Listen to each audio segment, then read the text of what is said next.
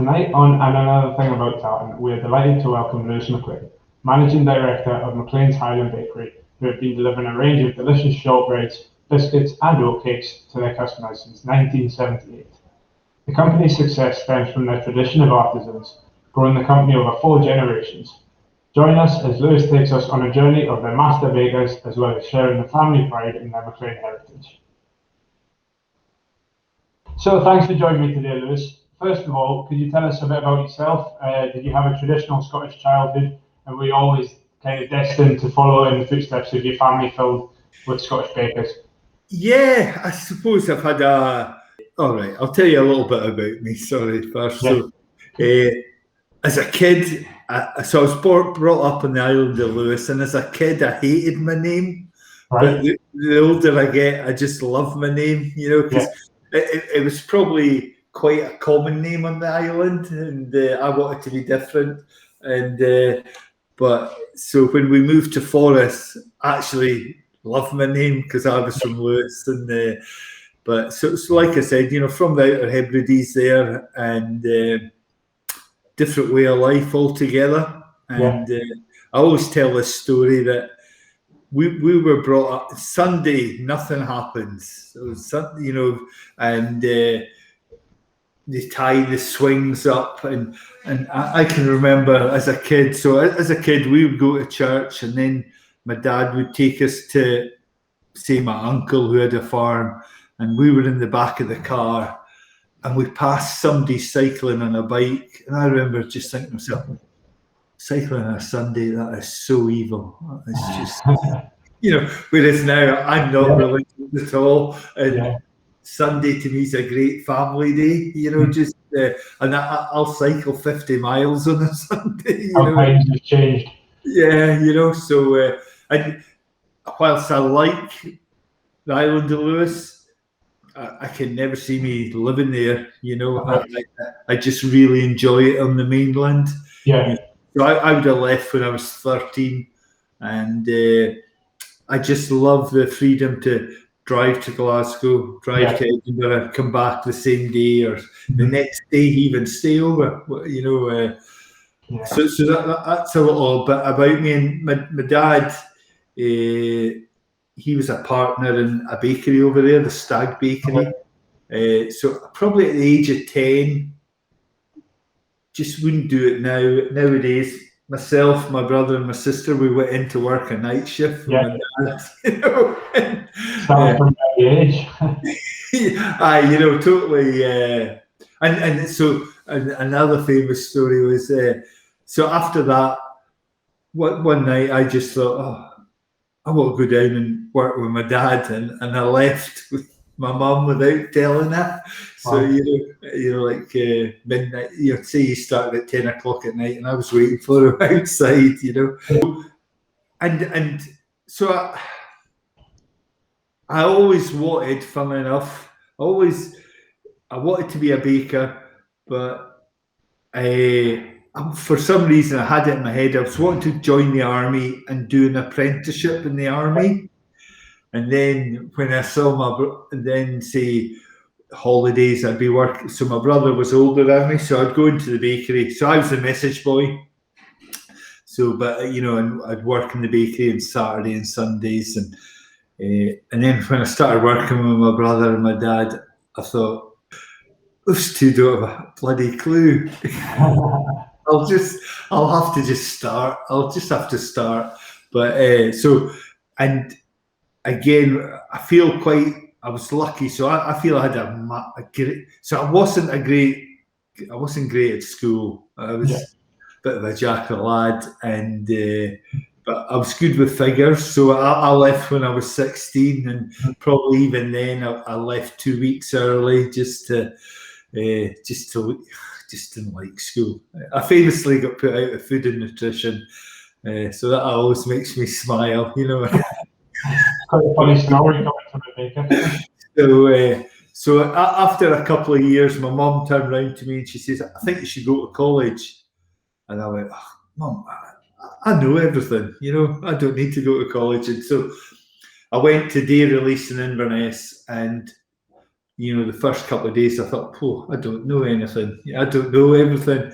And then once I did that year, she said, I think you should go to Glasgow full time.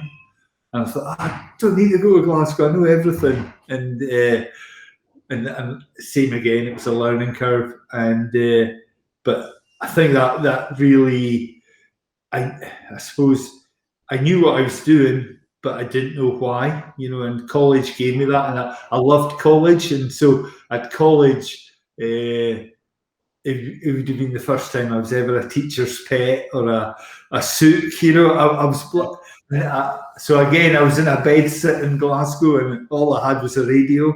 I didn't have a telly to distract me.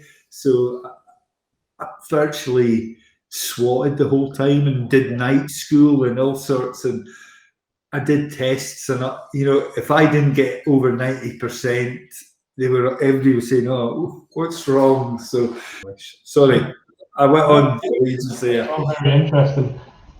So you've already touched on the bakery. I just want to kind of get a bit more behind the story of the bakery. So obviously it was founded in 1978. Can you tell us a bit about the company being formed, what the inspiration was behind it, and kind of the journey that it's been on for the past 40 odd years? Yeah. So long story.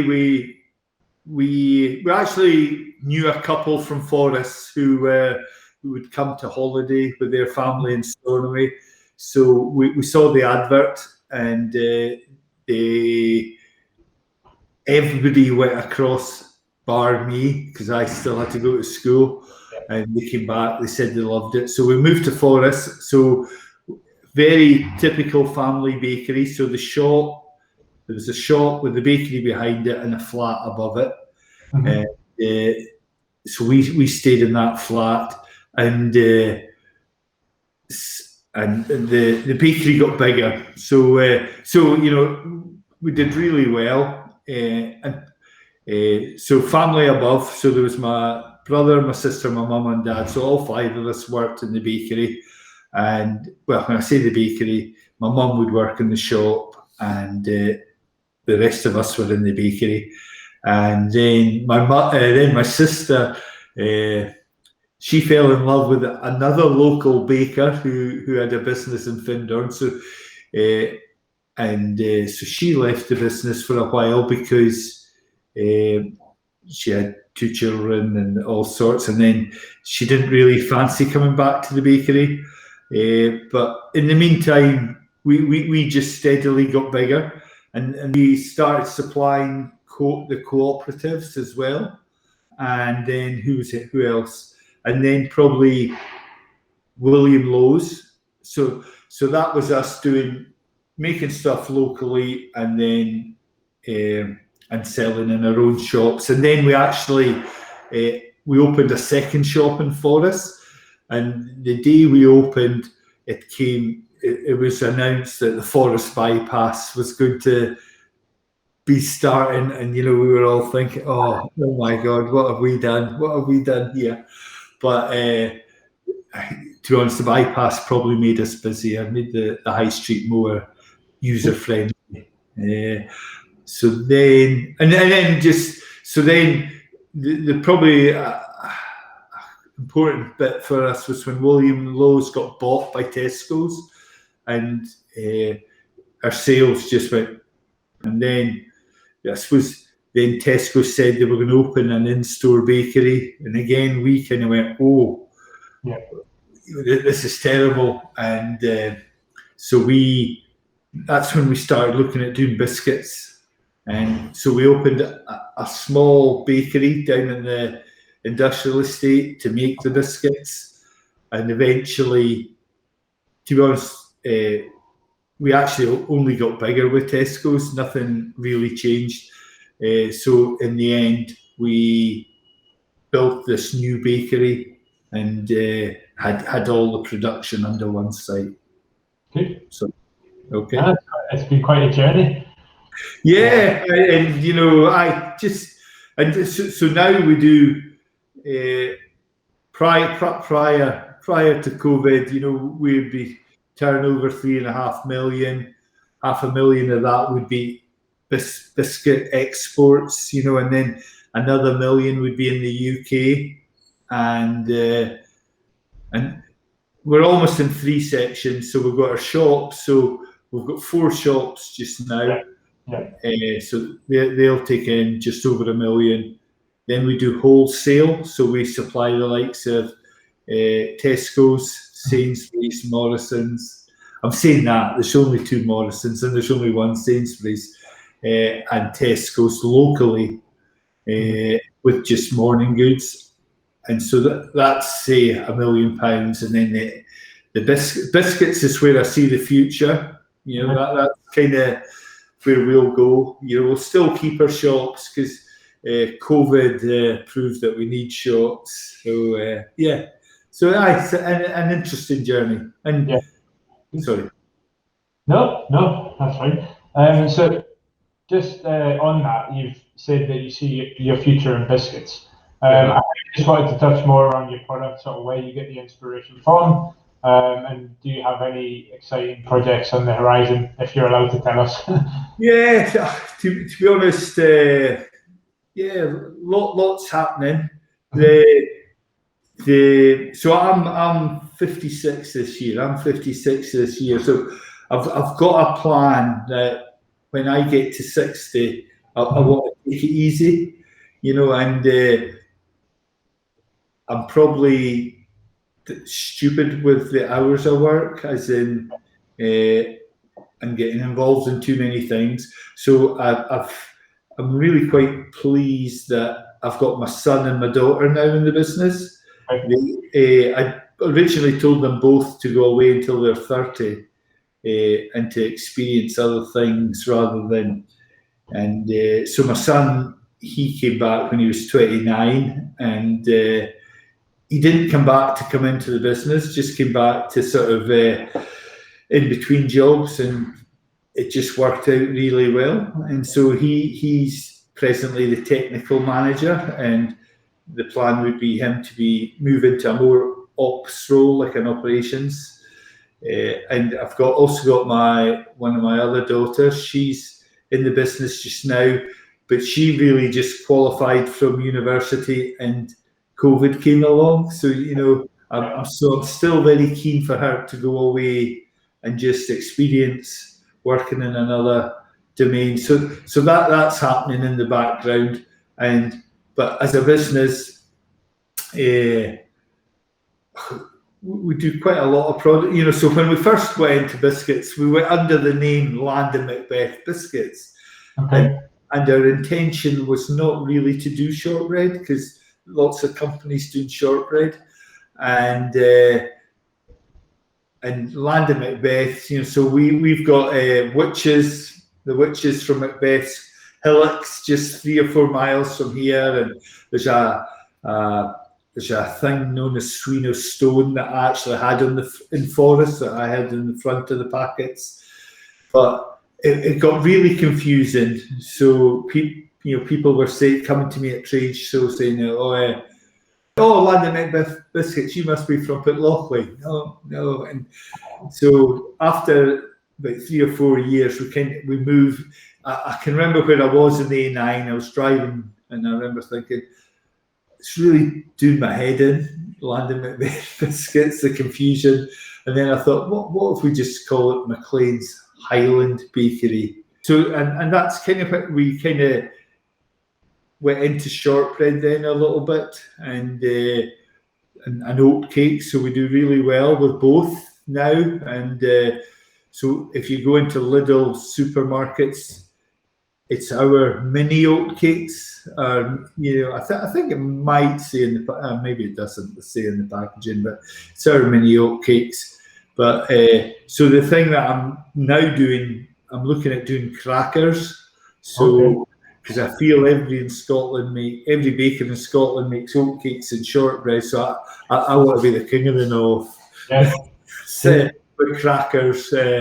So we've got some sourdough crackers there that we've really spent a bit of time, probably too much time, because of lockdown and all sorts of reasons. We've not really got going with that. So, and then just to spice things up as well, Another baker was shutting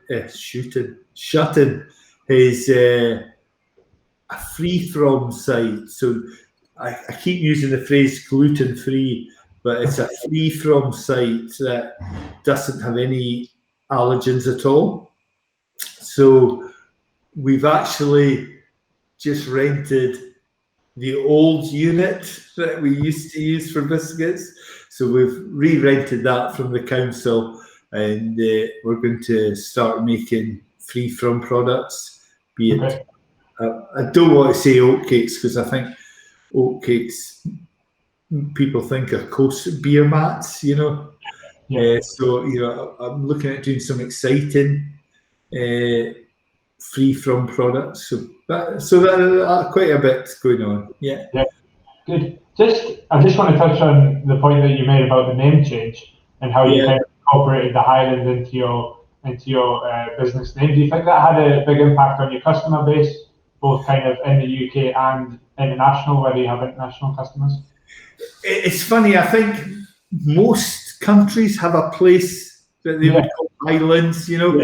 But I do think we're very lucky, you know. Officially, we're probably 2 miles from the Highlands, believe it or not. We're not in the Highlands, but I did speak to somebody at Baxter's Soup, and because one of their ingredients is Highland water, if you ever look at the soup. So I asked them, how do you substantiate that? And they said, oh, well, there's a line from Arbroath to Fort William that anything above that was classed as the Highlands. So that good enough for them, it's good enough for me. Yeah, I think the name Highlands good, really good. And I suppose the other thing that we have is we're a MAC, M-A-C, you know, whereas most other people out there, Walker's, Deans, Campbell's, you know, there's quite a lot of big players, but they don't have a MAC, so it's a very Scottish name. So leading on with very Scottish names, here at Scotland Shop we like to celebrate a clan of the month every month, and in April we are celebrating the Macleans. I just wondered what the sort of name Maclean means to you and a bit about your Maclean heritage, if you could tell us a bit more. Yeah, so I think again it's probably something the older you get more into it, and I feel I'm very proud of being a Maclean. So again, probably what I do if I go to what I do quite a lot. I'm in charge of the export sales. So if I go to China, Japan, and America, it's probably the 3 places that I've been to the most. And especially, so we've got 3 customers in China, and I always wear the kilt. But I also take Maclean ties, or even the thing that went down once in China, a big storm, was the Hey Jimmy wigs, you know, hats. So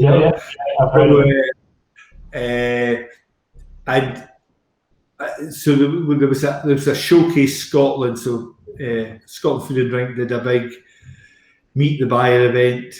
It was Dunblane Hydro, really posh event. But there was export customers there, and it was meet the buyer in the day and a function at night, and I was the only one that turned up for the business in my kilt, and the amount of guys that came up to say, I was going to, but I didn't want to, you know. And I don't give a monkeys, you know.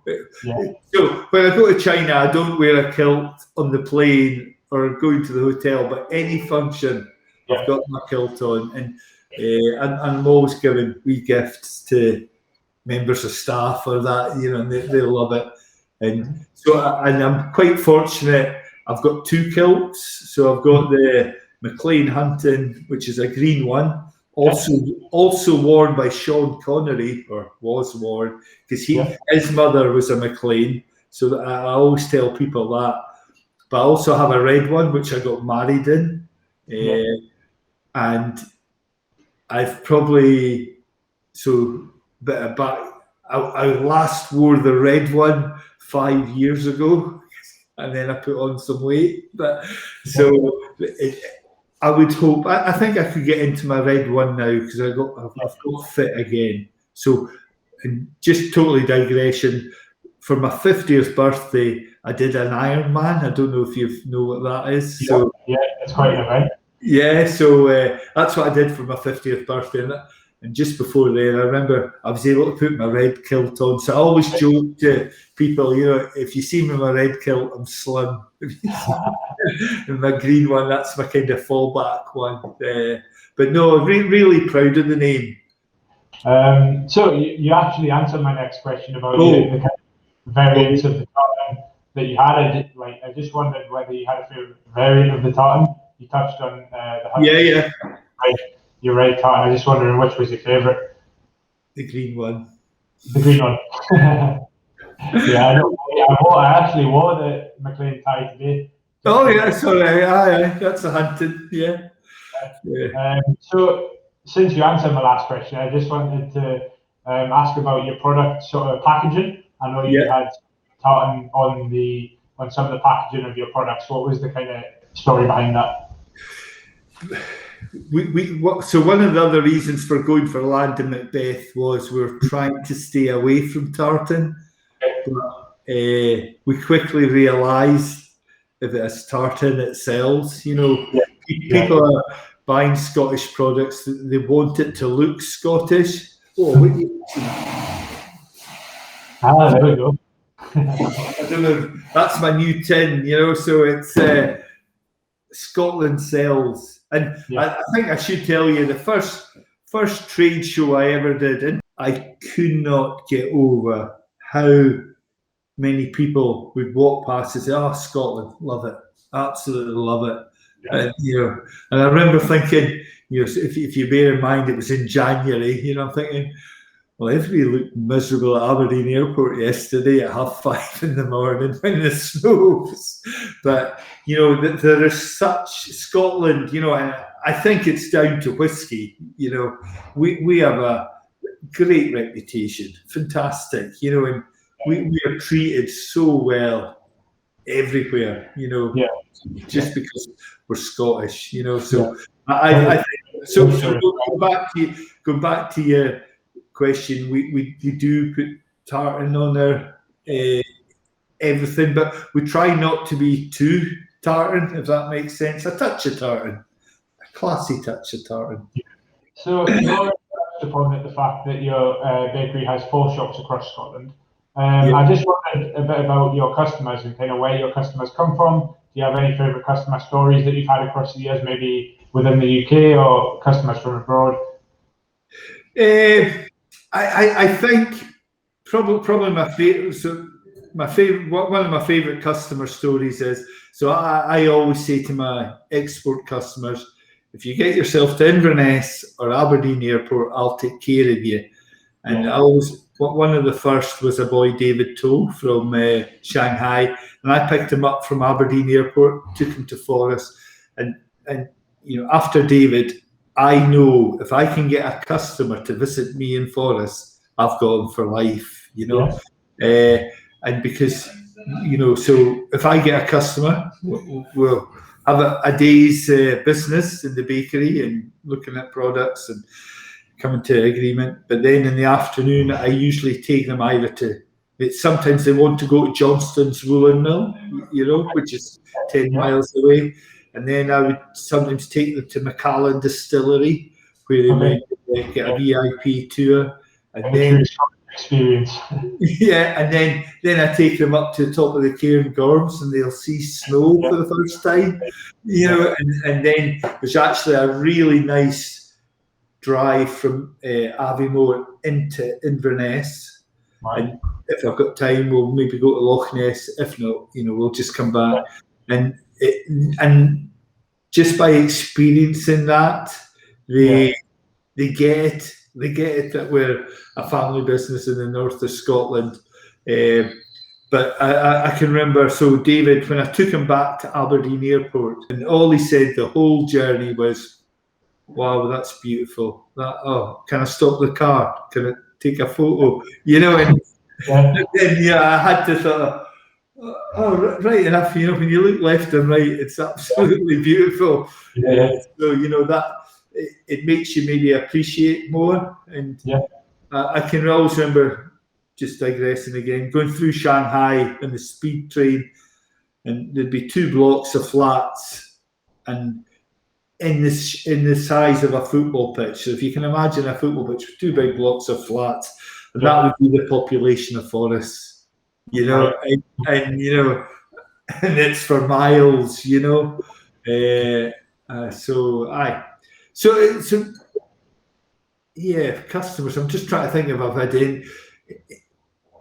Probably one of the most famous customers isn't a person, but we supplied some shortbread for the MTV Awards when they were in Glasgow. So we did some shortbread plaques, you know, with MTV. So that was good, and my daughter really appreciated the 2 VIP. I think.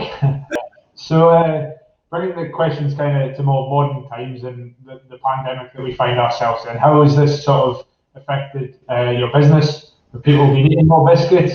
Has production kind of come to a halt? How's the whole process been for you? It's been a roller coaster. You know, probably this time last year I would have been full of fear. You know, just really, you know, just you know, without being too, you know, I felt it was you could feel it even in the outside. You know, so our bakery is right beside the A96. Okay. And, so I can see out there, and there was no cars, you know, no cars, and it was as if everybody came out in the mornings, did their foraging, and then they just went home, you know, and so that's when I would go out cycling in the afternoons, and you didn't have to look or anything, you know, there was just no tractor cars, and so for us, we probably made a few mistakes. So when we first furlough came, we furloughed too many people. So and to be honest, probably in the first week we were okay. We weren't busy, you know, it wasn't busy. And I remember my wife. So I work with my wife, and she said, "Oh, you should sell soda flour. You can't buy any of it." And so on the Saturday morning, I got a mixer. So say I put in 16 kilos of flour and I said to I phoned my daughter, says, "Do you want to put that on Facebook that we're selling self-raising flour?" I said, "Soda flour, self-raising flour." And she said, "Okay, that's it on now. So you're selling it." Yeah. And honestly, it was like putting on a tap. You know, honestly, there was a certain type of customer, you know, with not been so many like 40-year-old middle-aged ladies with Hessian bags turning up and saying, "Oh, I believe you do self-raising flour. Do you is there a limit?" And I'd be saying, "No." "Oh, but I'll get one from my mum and I'll get one from my next door neighbour." "Yeah, right." You know, but quite literally, you know, without that flour. And so the other thing that I did proactively, you know, when they were say in February, when they were talking about COVID, I ordered 4 cases of dried yeast, just in case there was a problem with our yeast. And so that's where I feel we've been very lucky, you know, that because we did shut our Granton shop, and it was really so 2 shops, the other 2 shops, it was the staff that wanted to stay open. You know, we didn't force anybody, and it was always kind of our fallback plan. We've got a shop at the bakery, and you know, we felt as a family we could do that ourselves. You know, if the push came to the shove. But no, I wouldn't like to go back to that again. But, no, definitely not. So I think that kind of leads nicely on to my final question. I know you touched on earlier on about what's kind of next in terms of the products, but where do you see the company going next, and do you see kind of better times on the horizon after the pandemic? I think we'll have a fantastic summer. So the statistic that I've been told is that 1 million visitors come to our country every year, but 2 million British people go abroad for their holidays. So if we can imagine that 2 million people staying, we've doubled our, and as a business, I was gutted, in December when they put Murray into the hike. I forget if it was 1 or 4. I think we were in 4, and they put us all into 1. And I thought, why did they do that? But it was to stop people coming. Yeah. And whereas I think we'll be keen for them to come. I think. What am I trying to say? I think most people will welcome visitors, because tourism is the one thing I think everybody benefits from. So if I don't know the percentages, I always use the scenario of we used to have a big bagpipe competition in Forres, and say 10,000 people. Well, out of those 10,000 people, one of them's going to have toothache, one of them's going to have a breakdown with his car, everybody, and everybody fills up with their petrol, so everybody does get a slice of the cake. So I would hope tourism this year, and hopefully, I think customers' shopping habits have changed as well, so I think, before COVID, the thing known as the big shop had almost finished.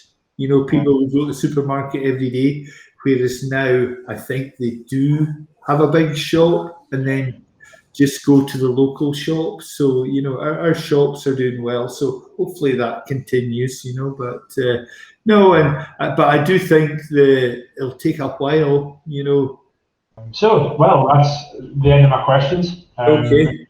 Talking to you, and you gave me a wonderful insight into your business. That's all right. No, and I'll speak to you again shortly. Okay, have a nice weekend. Okay. Thank you, Lewis. Cheers. Okay. Bye-bye. Bye. So we'd like to say thanks a lot to Lewis for joining us today. We've thoroughly enjoyed learning more about all things bacon in Scotland, and it was a very interesting conversation with Lewis. We hope that people from all over the world will be visiting the Highlands in Scotland soon, and we can't wait to discover all about the delicious products which Maclean's Bakery have to offer.